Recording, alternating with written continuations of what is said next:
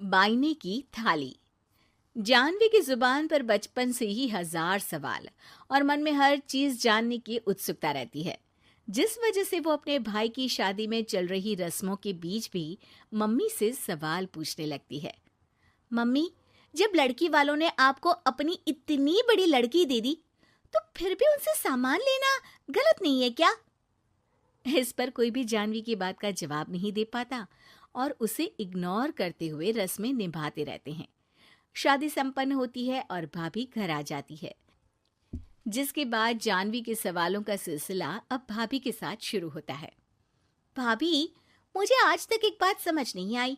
हमेशा सारे बलिदान वाले काम लड़कियां ही क्यों करें? मतलब अपना घर, परिवार, दोस्त, पुरानी जिंदगी सब कुछ छोड़ लड़कियां ससुराल आए, फिर वहां सबका दिल जीतने की कसरत भी वही करे। और लड़कों का क्या? बस तैयार हुए, दूल्हे बने और दोबारा अपने घर आकर बैठ गए। दीदी, मैं ससुराल में हूँ। जवाब कंट्रोवर्शियल हो जाएगा, इसलिए आप अपने ये दुनिया हिलाने वाले सनसनीखेज सवाल अपने पति से करना। क्या पता वो जवाब दे पाए। भाभी की बात पर हंसते हुए जानवी वहां से चली जाती है। कुछ दिनों बाद उसकी शादी कबीर से हो जाती है। अब ससुराल में कुछ दिन तो जानवी किसी से कोई सवाल पूछे बिना रह लेती है, पर फिर एक शाम दरवाजे पर खड़ी सास को बुजुर्ग भिखारी पर चिल्लाते हुए देख लेती है। अरे मुझे पता है तुम सबके पास खूब पैसा होता है, पर फिर भी हम जैसे शरीफ लोगों को परेशान करना होता है। और फिर जब कोई पैसे ना दे तो तुम उसका खून भी कर देते हो। क्रिमिनल होते हो तुम सबके सब। अब जाते हो यहाँ से या पुलिस को बुलाऊं? ये सब देख अब जानवी खुद को रोक नहीं पाती। मम्मी, वो आपसे भीख नहीं, खाने की मदद मांग रहे हैं और आप उन पर इस तरह से चिल्ला नहीं सकती।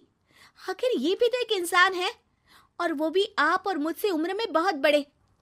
बाकी किसी चीज का नहीं तो कम से कम उनकी उम्र का ही ख्याल कर लीजिए।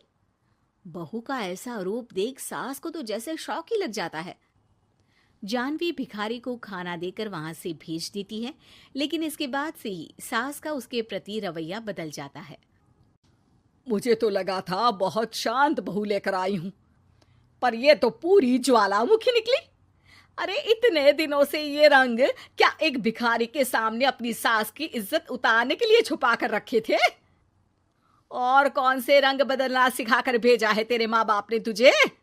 मम्मी जी, रंग का तो पता नहीं, लेकिन मेरे मम्मी पापा ने मुझे हर ढंग में गलत के खिलाफ खड़े होना जरूर सिखाकर भेजा है।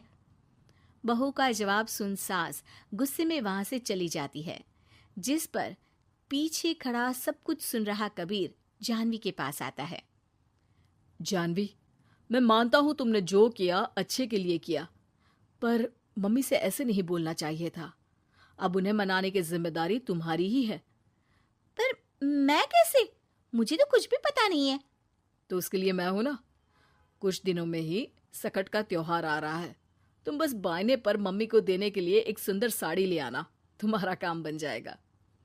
ये कहकर कबीर वहां से चला जाता है, लेकिन व्रत और त्योहारों से अनजान जानवी कंफ्यूजन में वहीं खड़ी रह जाती है, जिस पर वो भाभी को फोन लगाकर सारे व्रत और उनके महत्व समझती है। और उन्हें जानने के बाद वो बायने की साड़ी तो खरीद लाती है, लेकिन इसी के साथ उसके मन में अब नए सवाल पैदा होने लगते हैं। इसी तरह सकट के व्रत का दिन भी आ जाता है। हे भगवान, एक तो सुबह से भूखी, ऊपर से ये सवालों के बुलबुले पेट में उठकर और तहलका मचा रहे हैं।